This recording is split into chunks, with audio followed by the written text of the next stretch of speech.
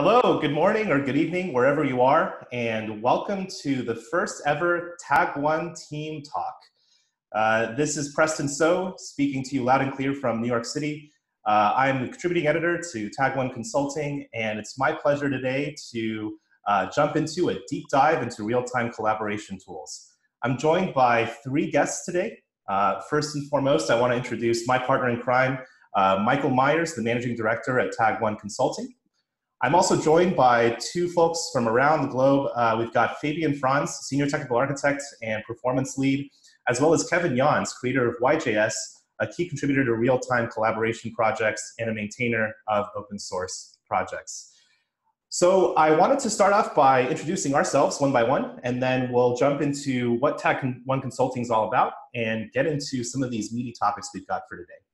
My name is Preston. I'm the Principal Product Manager at Gatsby.js, as well as contributing editor to Tag1 Consulting. Mike, you want to go next? Sure. Mike Meyers, Managing Director of Tag1 Consulting. Have 20 years of experience working in technology, managing and running teams. I've been working with Tag1 first as a client for over a decade and joined the team about 2 years ago. Hey, so I'm Kevin Jahns. I live in Berlin, Germany. I'm the creator of YJS, open source framework for real-time collaborative editing. And because of that, I got many interesting opportunities to work for really cool, interesting companies on real-time editing. And they mainly use my framework and need feedback or help to deliver a great product. And currently, I'm really happy to work for Tag1 and one of the Fortune 150 companies to make that happen. Thanks, Kevin. Pleasure to have you with us. And Fabian? Hey, my name is Fabian France, and at Tag1, as you already said, I'm a senior technical architect. I really enjoy architecting large websites and making them really fast. And I'm so excited about real-time collaboration because I think real-time kind of is the future of the web. There'll be also a DrupalCon presentation slightly related to that topic in Amsterdam. And besides that, I'm a Drupal core 7 maintainer right now, and working with Tag1 is just fun. And we've known each other for a long time, Fabian. Well, perfect. I think first thing we want to do, though, is set the stage a little bit. What exactly is Tag1, and why are we all here in this room? From what I understand, Mike, it's a you all are the emergency support and rescue and performance and security experts. Can you tell us a little bit about Tag1 Consulting and what you're all about? Definitely. So we're the company you turn to when you have difficult and challenging problems to solve. We build mission critical, highly scalable, highly available, and secure applications for companies like Symantec. We've worked for them for over a decade. We manage and build their infrastructure, work and oversee their agency partners, setting architecture, design, and doing manual code reviews for security and quality. We're going to talk about today is a project that we're working on for a top 50 Fortune 50 company.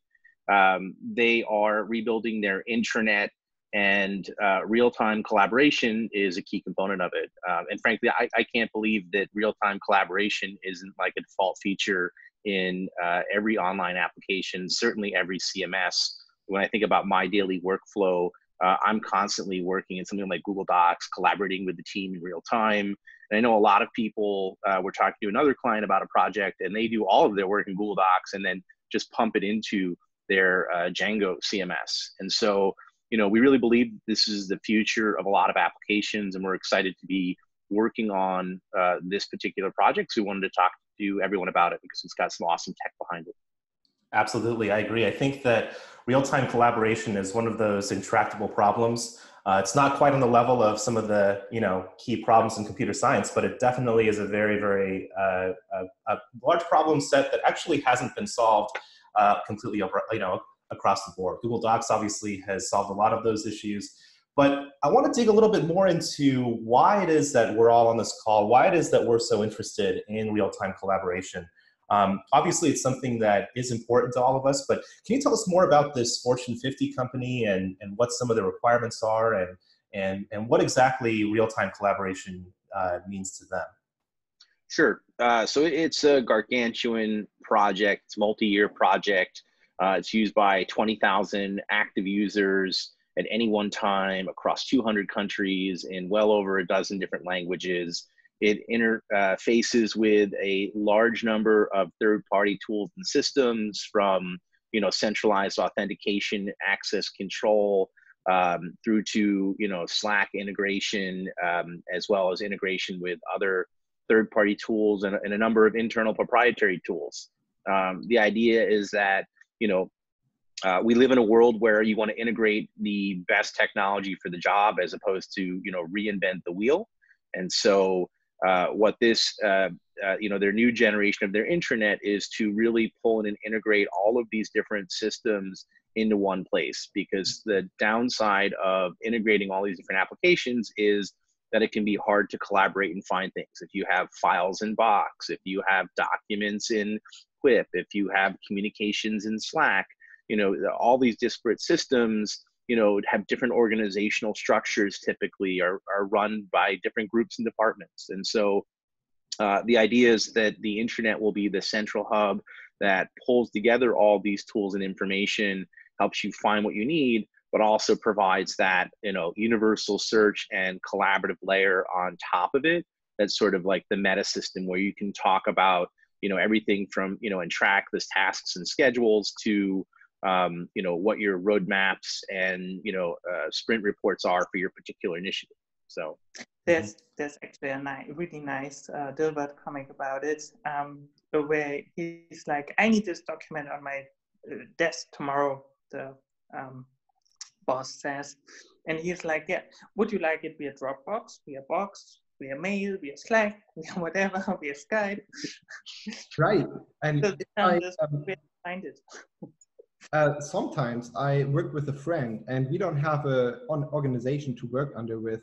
And I sometimes wonder, how can I send a large file, like just 100 MB to my friend? It's like really hard right now, right? Yeah, it is really difficult. And I think this really calls out one of the things that you actually alluded to earlier, Mike, which was, the fact that we have a lot of folks who are using CMSs as part of their daily workflows, but they need a real-time collaboration tool to bring it all together. I think the fact that, we've heard from a lot of folks that they use Google Docs before copying and pasting over to a CMS or over to their desired tool shows that this is really the nexus of where all of these interactions occur. And so I guess I'm curious, just to dive into some of the business requirements just briefly before we get into the technology. I know that's where we definitely want to spend a lot of time. But why is it that something like Google Docs doesn't fit the bill for this use case? So I can't talk too much about the company itself, but for business reasons, they are unable to use Google Docs, their competitor company, and they can't have highly sensitive mission critical information on third-party servers. This entire application is air-gapped, highly secure. They have very different levels of projects, from public to, ultra secure. And, there's even separation of data and communication. So things that are, for the highly secure projects are stored on different servers, and the real-time communication goes through its own system. So, there's everything from, physical separation of data and information to, air gap. And while they are able to use, not able to use Google Docs, the other reason is that they want this tightly integrated into the system. A third-party collaboration tool, whether it be Slack or, Quip or Google Docs or something that sort of facilitates that collaboration, has the same challenge and problem that we talked about earlier. And so by integrating this directly into their intranet, it's a core feature.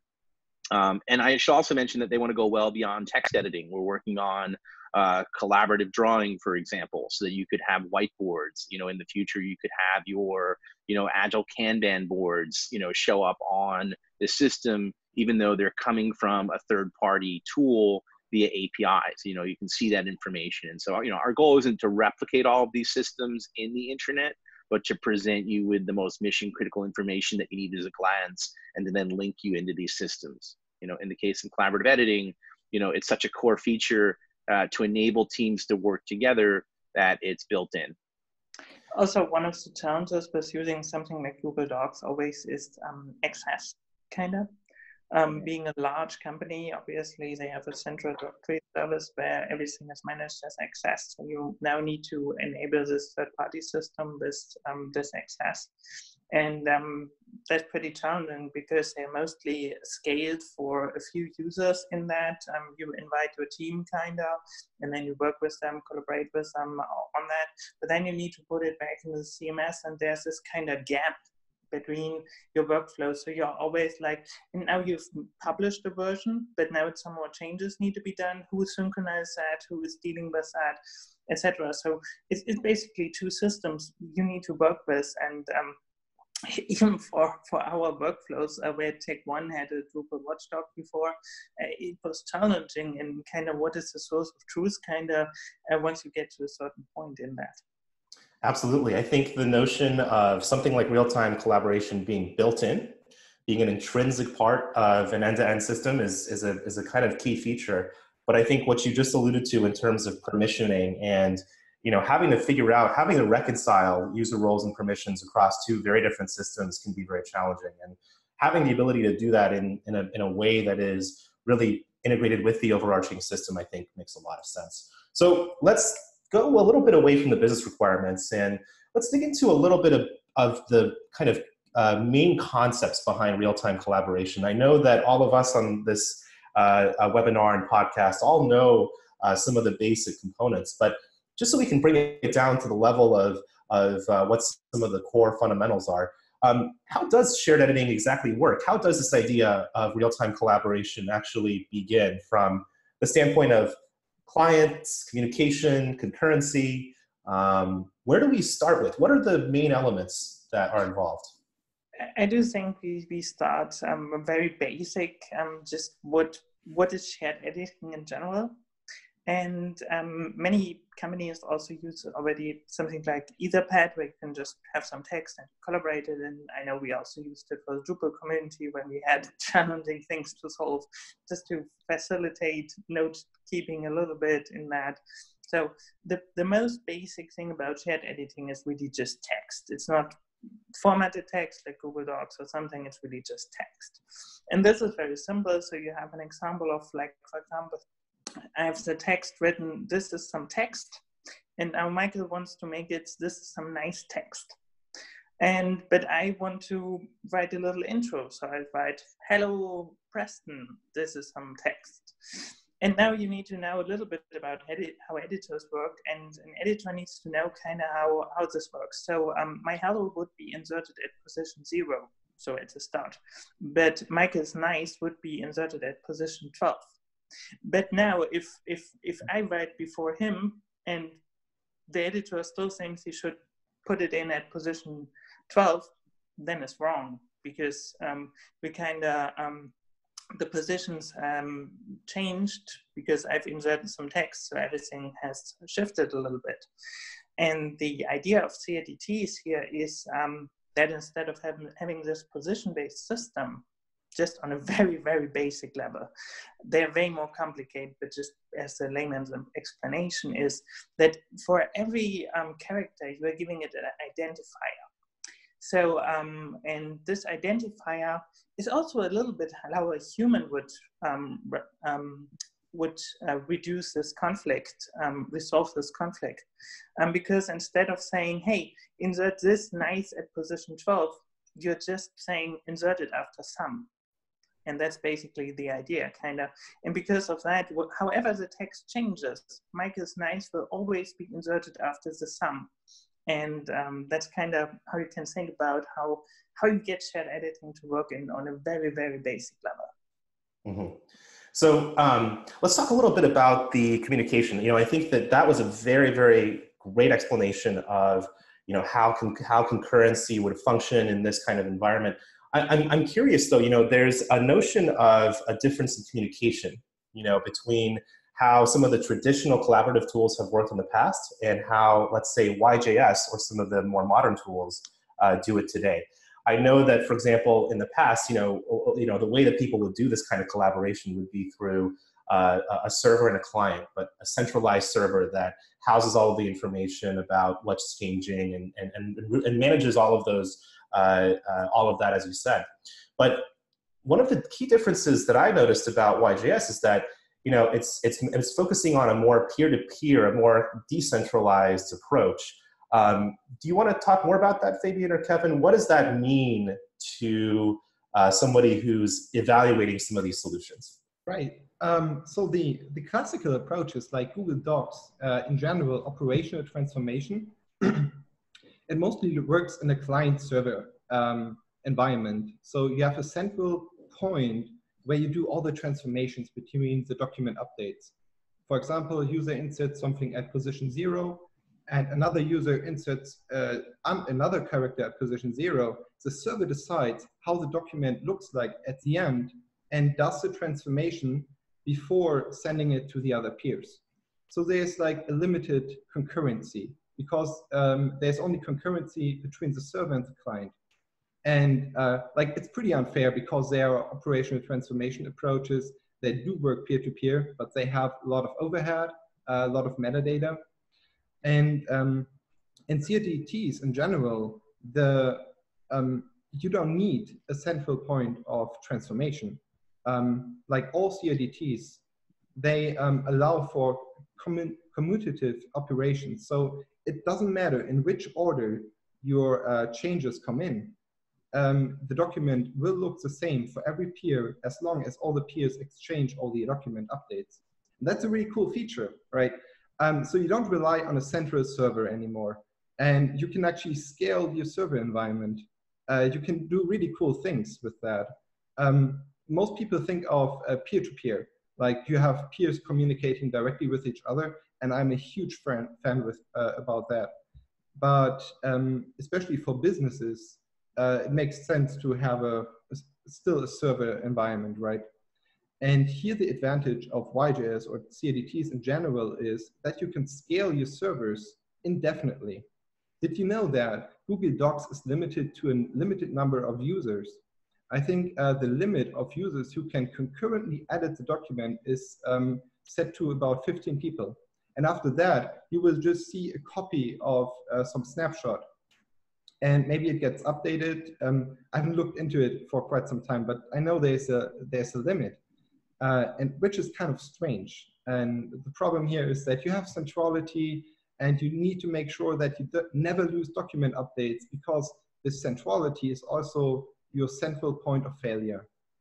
So if this point, if this server burns down your hard disk, your document is gone. You can never merge again. You can never restore that document.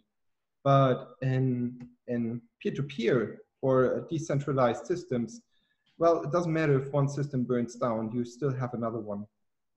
I think that single point of failure is a really key and worthy of emphasizing aspect here, which is that, one of the things that is a very key concern for enterprises today and just, companies in general is the notion of having the ability to keep things decentralized. If you have that central point of failure, everything falls over, you don't have access to anything. And the notion, I think, of peer-to-peer, decentralized, shared editing allows for local copies of those documents to be on every single node, let's say, of every single person who's working on the document. Yeah, go ahead, Fabian.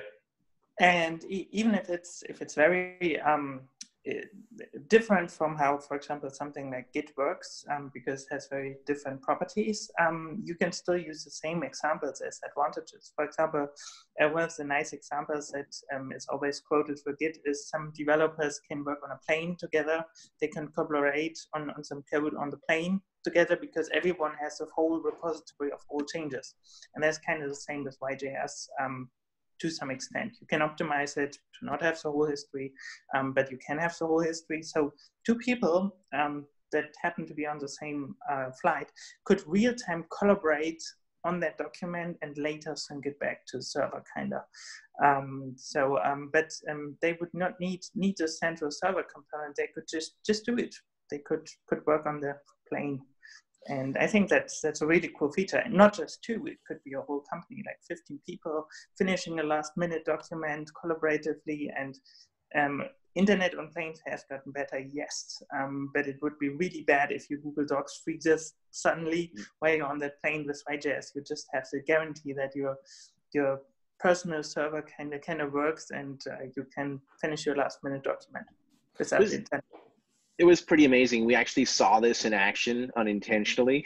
We were doing a demo to key stakeholders. We had just integrated the real-time collaborative system, which we kind of built independently at first with Drupal, the core of the intranet.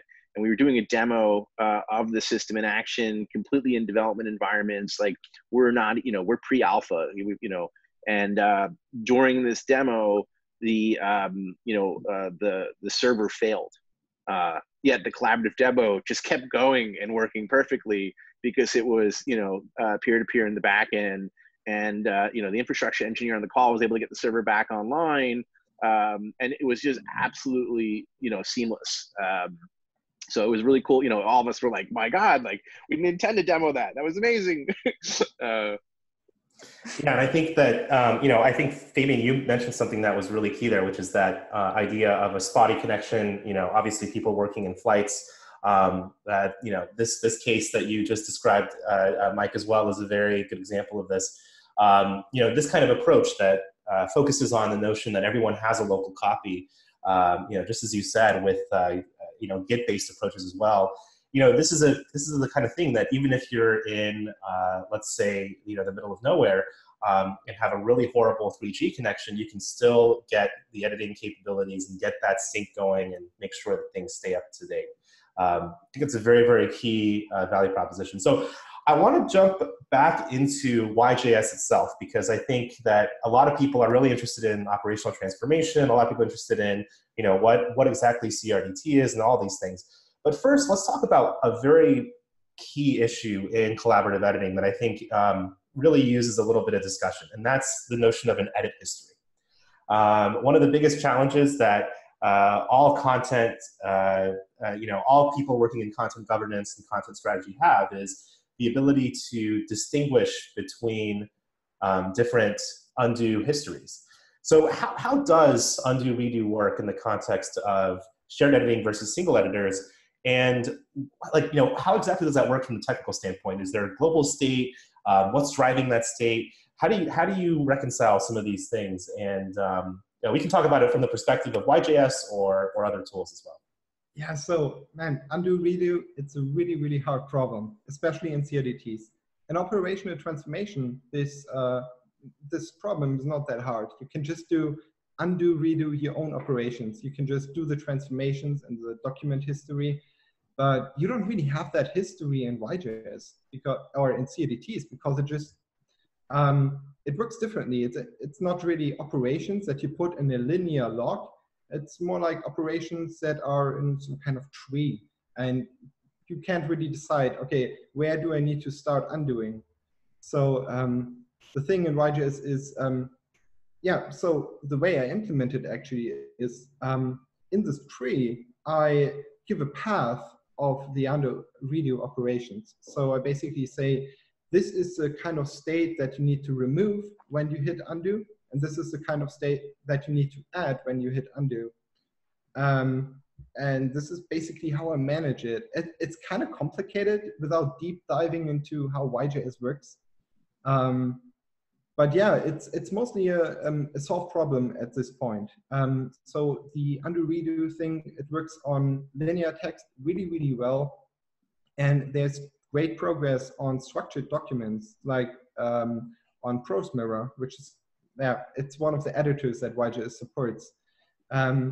So there you basically have a structured document, a paragraph, which has a table, and the table has some lists maybe, and there you type and hit undo. So you really need a good sense of what to undo and what the user expects when you hit undo redo.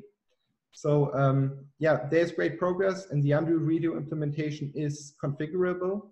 Not saying that it's done yet. There's still users reporting, oh, that's weird, because it's pretty new.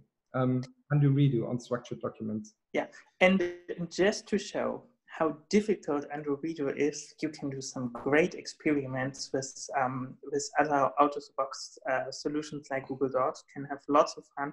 Also with syncing, like conflicting things, like Google Docs has some offline support, and I've taken the liberty to just test some scenarios, like you have a paragraph, a long one, and you enter a break in the middle, and how does your system react? And it is really cool to just try out this like perfect product built on knowledge of giants with Google Wave and all the technological and theoretical things. And then you try some undo redo scenarios, you get some really weird results, even in the top-notch product on the market right now. And it's really interesting. Yeah, I think the notion of like what happens when you get a merge conflict or a sync conflict in Google Docs, it's always a fun experiment. It's rare that I get those messages these days, but it's always an interesting experiment. I did want to go back to something you just mentioned, though, Kevin. So, you know, and I do want to dwell a little bit on some of those really nitty-gritty features of YJS and really do the deep dive. But I'm curious, you just mentioned that the undo redo behavior is actually configurable in YJS. Can you talk a little bit about how that is, or what sorts of configuration can be expected? Oh, yeah. So the thing is, in YJS, you have, so YJS basically, well, my idea of YJS is that you can see it as a shared type system. So you can create shared data types, something like an array or a map with a key value store. And these data types, they work concurrently. So one user can manipulate them and the other one receives the updates and then they sync. So this is how I see YJS. And then there are bindings to editors like ProseMirror and CodeMirror and like many others. And often you have this big YJS structure, and it may be a structure of several documents. So when many users, or when you are working on several documents at the same time, and then you hit undo, what do you expect to happen? Does it also undo something from other documents? I don't think so. So in my mind, I work on one document, I only undo the changes of that document. So this is what I mean of configure it, being able to configure it. You can specify what can be undone by your undo manager. There can be several undo managers, several document histories for your local user. And you can specify what can happen and what cannot happen. And there are two mentions in YJS. It's mainly you have a scope to a specific data type. For example, this undo manager can only undo stuff on this document. And then you have a scope also of, so for example, what happens when I created a paragraph, you created like this big chunk of text in that paragraph, but I didn't know about that. And then I hit undo. Can I undo the creation of that paragraph or not? And most users, as I found out, would say no, you should not delete content if you didn't create it. So in this case, you are not able to undo the changes of other users, because sometimes these changes are intertwined. So, and the challenge here is to really figure out what users expect when you hit undo. That's very interesting. I think that really digs at, I think, the central issue of undo redo, which is that people have different expectations of it. And having that as a configurable element, I think, is a very, very compelling idea. Well, okay, so let's dig out of undo history. Oh, go ahead. Sorry, Fabian.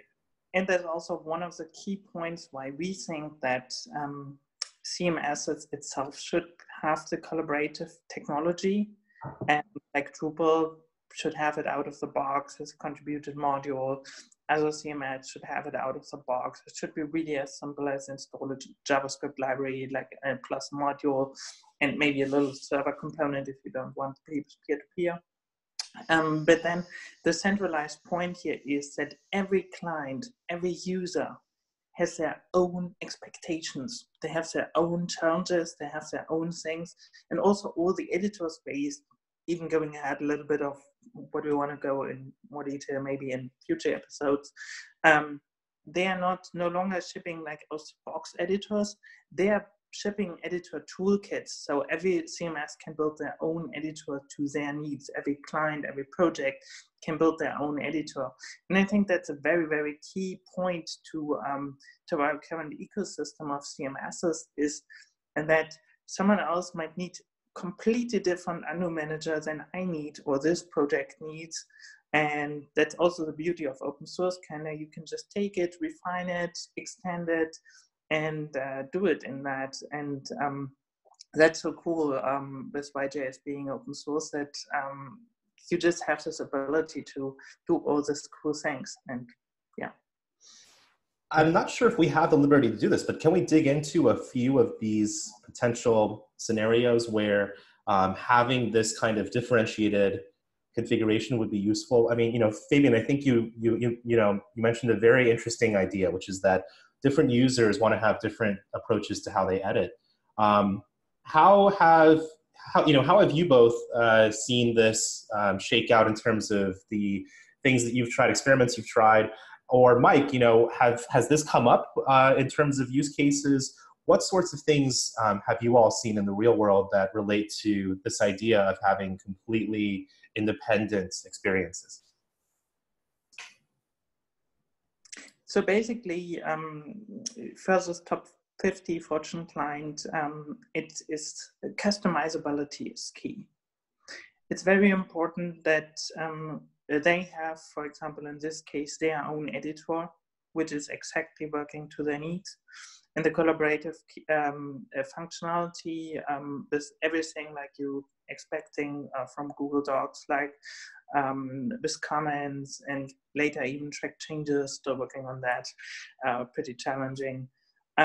That's all very key in that. And it's important that, for example, if you use a technology like React upon which you can build your editor, like think of Confluence, which is built upon AtlasKit, and AtlasKit is, by the way, also open source and one of the components we're using here, and as base, and then you can extend it and you can build your own and you can customize it. And that was really a key central point to being able to not be stuck with some proprietary solution or be stuck with some out-of-the-box solution in where you cannot define anything, where you just get set a black box and then you have to work with it, because then if you need to change to the undo thing, well, yeah, you can pay a vendor for it, obviously, but it's really out of your control, kind of. And here you can work directly with the founder of YJS, but even later you could maintain it with a different team or whatever in that, because it's accessible code. And yeah, another advantage of open source, basically. But yeah, the extendability and being able to, for example, also define the server component. In this case, the server component is needed, even though peer-to-peer would work and works well within the same browser or within even cross-browser with some tricks. Because you want, for example, authentication.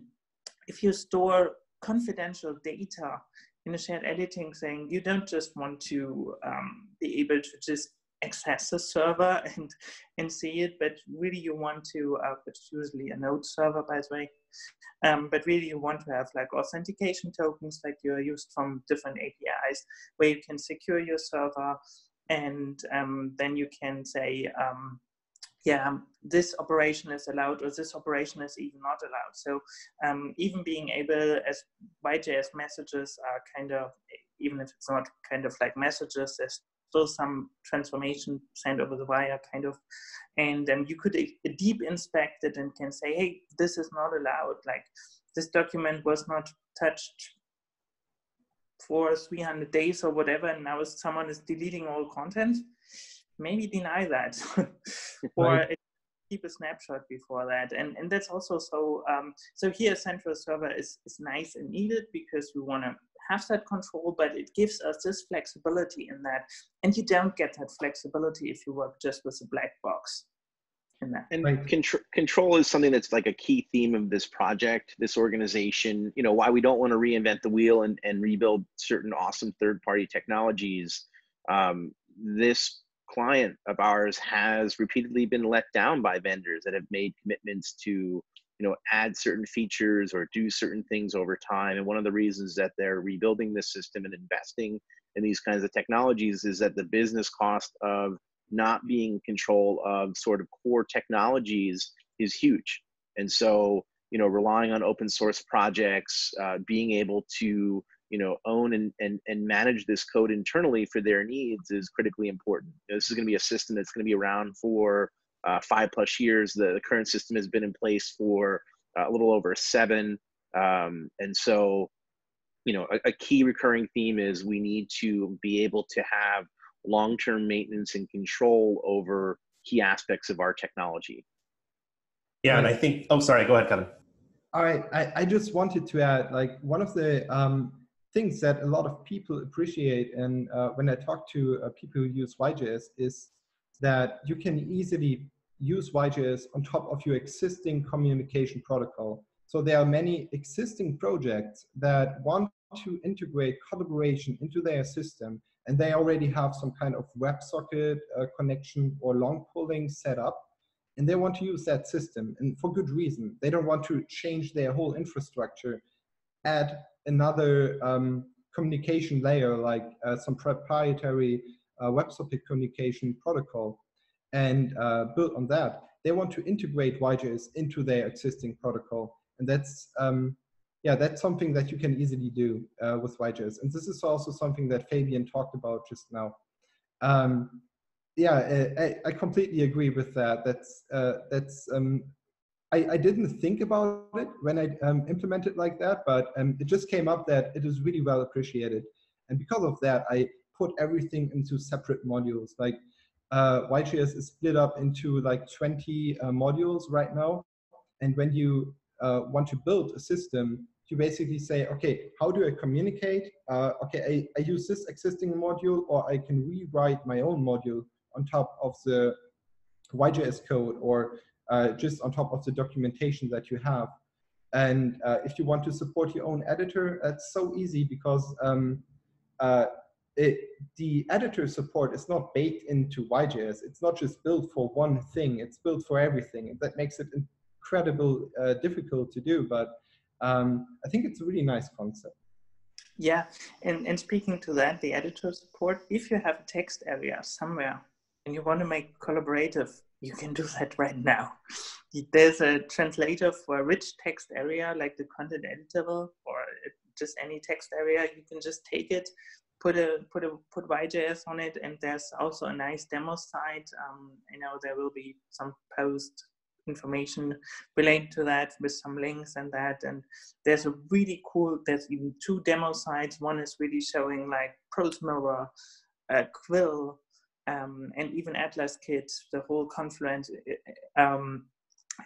experience in that. And but there's also shared editing for a nice thing. There's even a 3D modeling demo where you can together with a friend do some 3D modeling. It's insane. It's really insane. Also drawing, it's like really cool.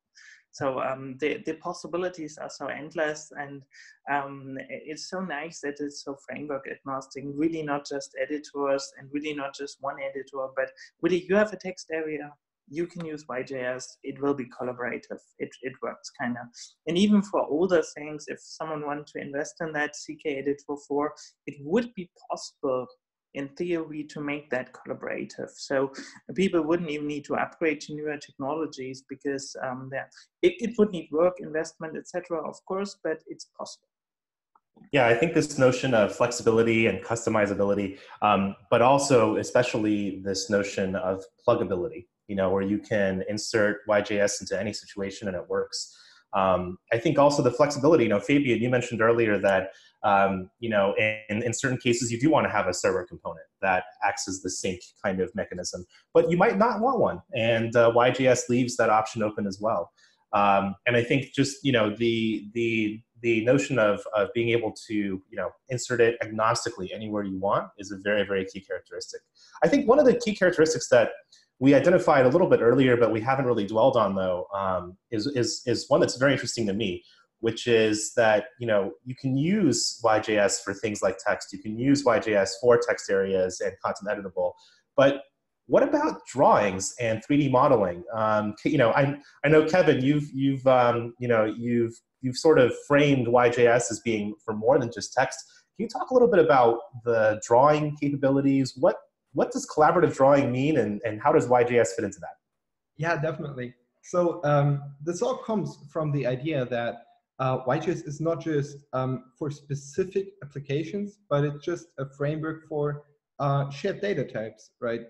You can build any application on data types because, well, that's what we usually do as developers, right? We have these key data structures, especially data in JavaScript. We have only 2 or 3 main data structures, which is arrays and maps. And you can build your own data structures on top of that, and their abstractions, but basically you just have arrays and maps. And maybe set is also something that, well, I really like the idea of having a set too. But and you have the same capabilities in YJS, but the difference is these data structures or data types, they are collaborative, they are shared. So when you do an edit to this data type, the change is transmitted to all the other peers automatically, and then they sync, and then you get updates of what changed. And you can design your application like that. Just use the shared data types and build your application. And drawing was something that is really, really easy to implement on top of data types or shared data types. A line is basically just a list, an array of vectors, right? So this is what is happening in the drawing demo. When you start drawing, you have a map, you insert a line to that map, and then you start drawing. It's really easy, and then you can maybe configure it by adding some options to the map, for example, the color or who created the line, all these information. You can just add it to the shared data structure. And this is also how the 3D modeling is created. It's really basic, but it's really cool because it shows that everything you do, like rotating the 3D object, the rotation is a part of the shared data type. You can add annotations, and these annotations are just XYZ values, and you add this to the shared data structure. And just like this, you can build amazing applications just on top of this idea. Yeah, or think about the classical React example, the to-do list. And the to-do list basically, which is also often shown for Redux data stores, like with the transformations, etc. And now put this final array that you put your data in, or this final map, probably an array in this case, put that into a YJS data structure, and it's automatic, kind of almost automatically collaborative. And that's just great. Right. Is one of these in particular harder than the others? Is collaborative text editing actually harder than drawing? So collaborative text editing, I want to distinguish between text editing and rich text editing, because text editing is pretty easy, right? It's harder than having a 3D model, or like in my opinion. Like from my perspective as a developer of YJS, it is harder because text editing, you need to optimize that a lot to make it performant and don't block the thread. You want to be able to insert like a megabyte of text into your data structure. And that's not always easy. First of all, because of the time it takes to send to the other peers, but also the time it takes to parse that operation, that change. So text data structure is heavily optimized in YJS, and that's why it's performant. For you, it's as easy as the array, as using the array data structure. Yeah. Rich text, on the other hand, it's a bit weird because you can either have structured documents. This is what I think of in ProseMirror is like you have a paragraph, you have inside that, you have a table and so on. And then you have also formatting attributes to your text. So when you write a text, hello world, and you want to make world bold, so you don't remove the bold text and add some text about tags like in HTML around this word world. You want to assign attributes to this text. And this is also possible in YJS. It's like this rich text notion from the classical Windows. I think they developed the term rich text. You assign attributes to text.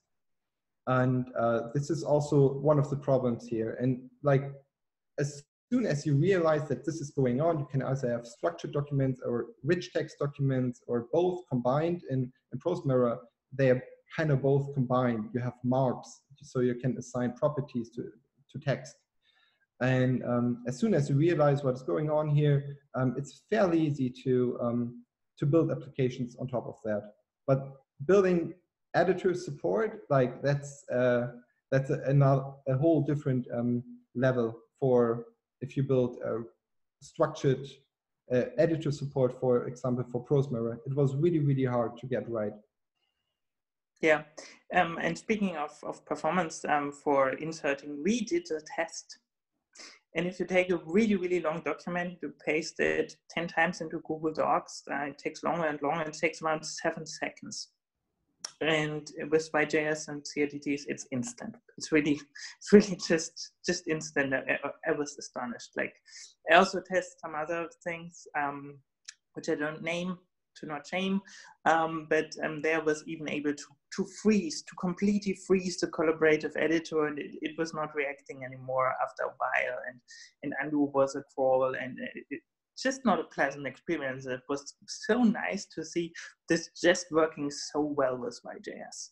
Which was one of the key points where I was able to present to stakeholders.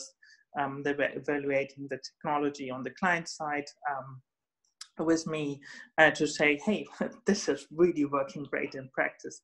Just try pasting a big document. Now try the same in Google Docs. It's like difference of night and day. Right. Absolutely. Yeah, and I think one of the things that's interesting is if you look at YJS in relation to some of the other tools that are out there and available, I know that, for example, one of the, some of the very common tools people use out there are things like CK Editor 5, ProseMirror Collab, as well as Draft.js. But one of the things I know is that there are certain features that are lacking. I know that you don't want to name and shame, Fabian, but I'm curious, what makes YJS superior? One of the things I know, for example, that YJS does better is one thing you mentioned earlier, Kevin, around content annotations and being able to directly apply those annotations. What are some other examples of how YJS is better than some of these other solutions and stacks? Like ShareDB, AutoMerge, the CK source service. What are some of the things that you both found were either better in YJS or lacking in others, or things that you noticed? First of all, just to get it out of the picture, the CK source solution, unfortunately, is proprietary. It's a server black box. You have to pay for it, which is fine. That's fine. But as I've already outlined a lot in this call, open source is just better. Because, Drupal is open source. Many technologies are open source, and those open source technologies, they thrive because companies invest in them, they mature, and everyone can use them then, and that's so important. So that puts out the proprietary solutions. They might be useful for the one or each project of that, but they're not useful, in my mind, to the larger community in that.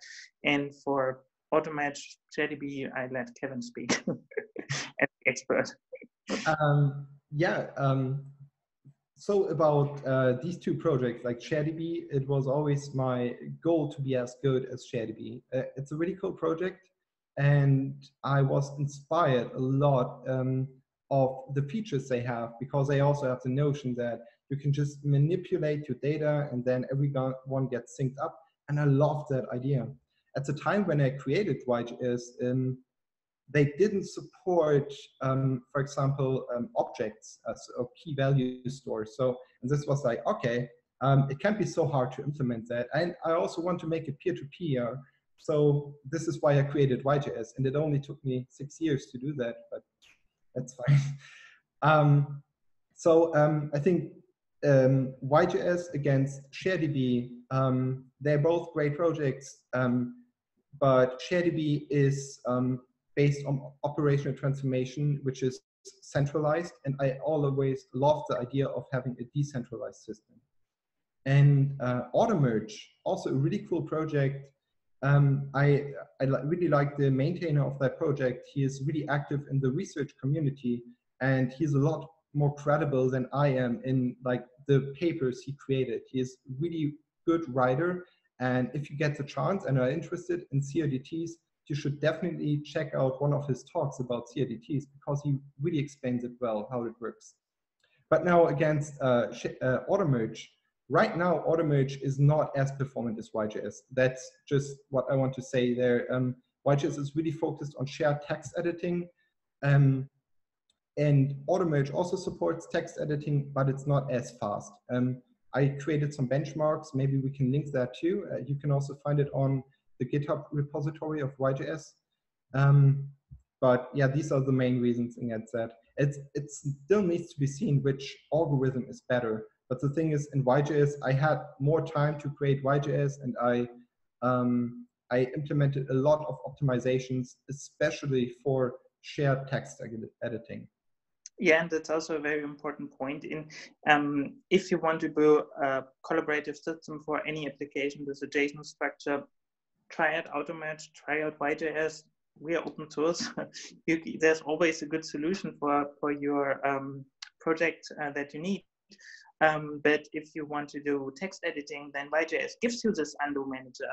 It gives you these functionalities for rich text. It gives you this control. It gives you this basic server component that you need. With AutoMerge, you build everything you own. You can do that. It's fine. People have done that with certain editors, but it's really YJS gives you a head start in a framework to work with shared editors here, especially.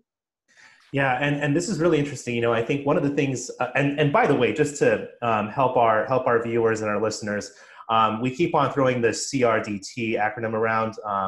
It's actually one of the big reasons why I think YJS is so compelling. CRDT, by the way, stands for Commutative Replicated Data Type. You can look at it on Wikipedia in the Operational Transformation article. Very, very useful.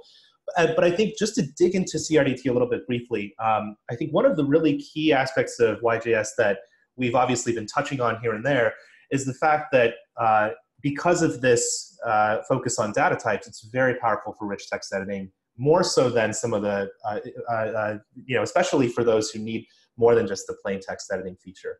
But I think this is actually just one example of some of the really interesting features in YJS. One of the things that I found really interesting is because of that kind of agnosticism and because of that focus on that kind of, lower level, we actually find that, other things are possible with YJS, like using multiple document formats. So you could use rich text, you could use Markdown, you could use HTML, anything that's kind of a parsable, a parsable AST. What I'm curious though is that there's a topic very near and dear to my heart, which I know that that Kevin, you focused on, which is actually the notion of accessibility. So I'm curious, how exactly does accessibility work in the context of real-time collaboration for YJS, especially given the fact that, rich text editing and real-time collaboration, both very, very difficult things to do in an accessible way. Are you using things like ARIA labels? What are your thoughts on accessibility with real-time collaboration? So accessibility is firstly an issue for all the editors. So YJS is not really concerned about accessibility because it's not really part of the framework. But if the editor supports accessibility, then it's baked into YJS. By the way, no, actually, that's all I want to say about that. And most editors nowadays are really accessible. So there's not a lot of concern there. I'm also not an expert in accessibility, but I'm also really concerned about what happens when you hit undo, redo, for example, which is, by the way, not working in Google Docs or in most editors. Try hitting edit and then undo in Google Docs. It doesn't work. And now figure out why. Very interesting. Yeah. Huh. Wow. But maybe this is part of the discussion when we talk about editor support, or which editor we choose Tag1 and for the company that we contract for. Yeah, I know that we'll do a follow-up talk on that. I think that the whole editor component, we did a ton of research. So maybe we'll do a tag talk next on the whole editor component and how we ended up with ProseMirror and the integration of all that. Yeah, because that's an area I'd love to dig into in terms of, ProseMirror's capability. CK Editor also has really great accessibility features, but how that relationship comes together, how YJS really integrates with some of these editors and how those features get exposed, that's a really interesting topic that I know we're going to have to save for next time. So in these last few minutes here, we've covered a lot of ground here. We've covered real-time collaboration. We've covered some of the problems with concurrency in these editing tools. We've also talked about CRDT from a very, very high-level standpoint. I'm curious now, I think one of the things people are interested in is, well, what is the future of YJS, Kevin? What exactly do the next couple of years hold for YJS? What are some of your goals in the future moving forward? Oh, my goals. My goal is to create editor support for all major editors out there right now. There's currently editor support for the big text edit or code editors like ACE and CodeMirror, and there's rich text editors, for example, ProseMirror and Quill support. There are many interesting additions to YJS. And I want to increase that number. I want a lot of people using that technology because if you use YJS as the entry point for your data model, you can have different text editors. For example, you can have CodeMirror and ACE, one user uses that and the other uses a different editor. And that's a really interesting idea for me. The other thing is, what I'm really interested in is real decentralized systems. And there's mainly the DOT project and the IPFS project, and building on top of that system, decentralized system, that's, wow, it's so amazing. You can build an application without a central server, only having peers just working stations mesh together, and they somehow create an environment where you can store data, and that's very interesting to me.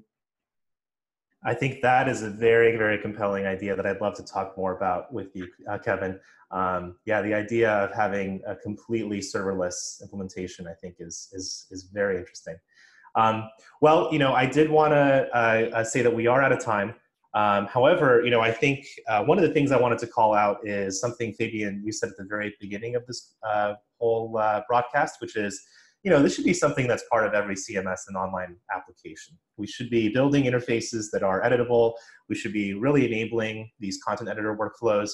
And I think, clearly YJS has the right idea, has the right journey in mind. And I can see, given that Tag1 is focused not just on Drupal, but also all of these other technologies and building things like potential Node.js backends for these editors, all of that sort of work really highlights, I think, the notion that, real-time collaboration is a very important concern for everybody, not just developers, but also our content editors and our marketers who are working with us on a daily basis. Any last words about real-time collaboration, YJS, something you want to leave our viewers and listeners with? I think it's just an awesome technology, and really, even repeating myself, it is such a difference if you start using the system, even if we are just in demo mode as we're pre-alpha, to just collaborate with someone within the Drupal CMS. It feels so different to being in Google Docs or being isolated, because it's where you create your content normally. It's where you work together. It's the usual tools. You can attach a file directly. You don't have to upload it to Google Docs and later upload it to Drupal. You really have the experience in that. You can use your media browser. You can use your media browser, your whole media library that's on the CMS. It's not in Google Docs. You select your file, it's inserted, and it's collaborative. Your peer does see it as well.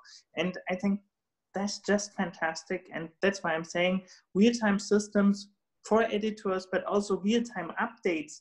Like, I made an update, you see that I made an update directly on your screen. That's kind of, in my mind, the future of CMSs, and in a way also the web. And this is intended to be like a CMS independent solution. You know, we look forward to adding this to Django and Wagtail, to WordPress. You know, every CMS should have this. I'd also say that we just scratched the surface of all of these technologies.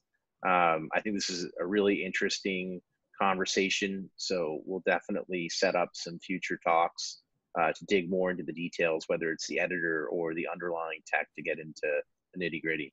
Absolutely. I think that today we've done a very good overview of the what, the how, and the YJS. I want to go ahead and wrap things up here. If you have any thoughts on how this show went, you're interested in certain topics, please feel free to reach out to us. I want to thank our guest today, Fabian Franz, Senior Technical Architect and Performance Lead at Tag1. Also, Kevin Jahns joining us all the way from Berlin, right?